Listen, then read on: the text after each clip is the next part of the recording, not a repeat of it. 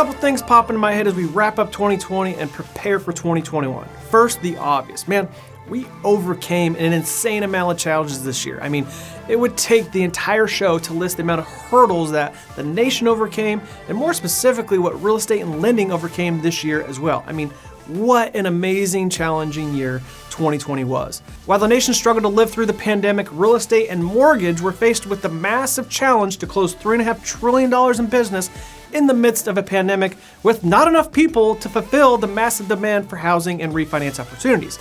It was and is an amazing accomplishment that deserves to be celebrated by everyone involved, but I have this problem.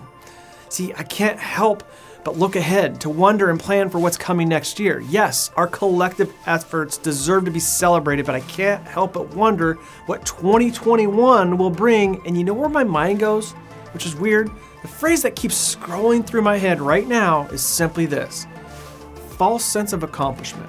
What an odd thing to think about after accomplishing so much.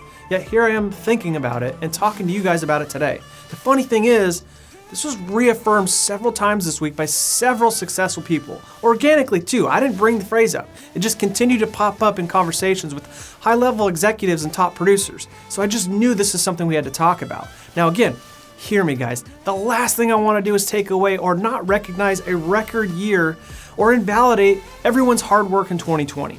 It's amazing. But what I don't want to have happen is that we strut into 2021 with this false sense of accomplishment. You know what I'm saying? Yes, your company or personal volume grew 2x or 4x or maybe even 5x, but we'd be remiss to believe that this will easily continue in 2021. We can't afford to strut into 2021 believing what we did in 2020 will apply to 2021. I mean, let's be honest, folks. There were and are several factors and variables that set the table for 2020. Sure, we all had to work our asses off to take advantage of the opportunity, but the table was set for various reasons. Rates were historically low for several reasons and factors, and that's what made your phone ring, and that's what took your company from 10 billion to 30 billion, or your personal volume from 20 million to 40 million in 2020. Guys, don't trick yourself into thinking that all those variables will move right into 2021 and create another banner year. Heck, right out of the gate, the NBA predicts refi volume to drop from 2 trillion to less than half of that at 971 billion across the nation. So right out of the gate, half the opportunity is gone. The good news for realtors and lenders is purchase volume is set to explode and set another record. Close to 1.6 trillion is expected in financeable real estate transactions in 2021. NAR expects a record purchase year as well. Here's my point and my hope for everyone listening.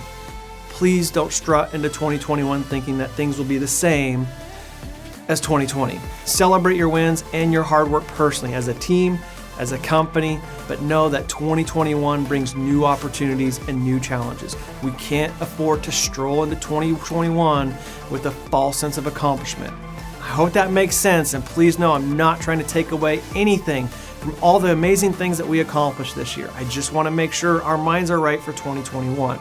Guys, I have so much more to say on this and so many more examples of how this applies to the top of the house, the LO, and the realtor.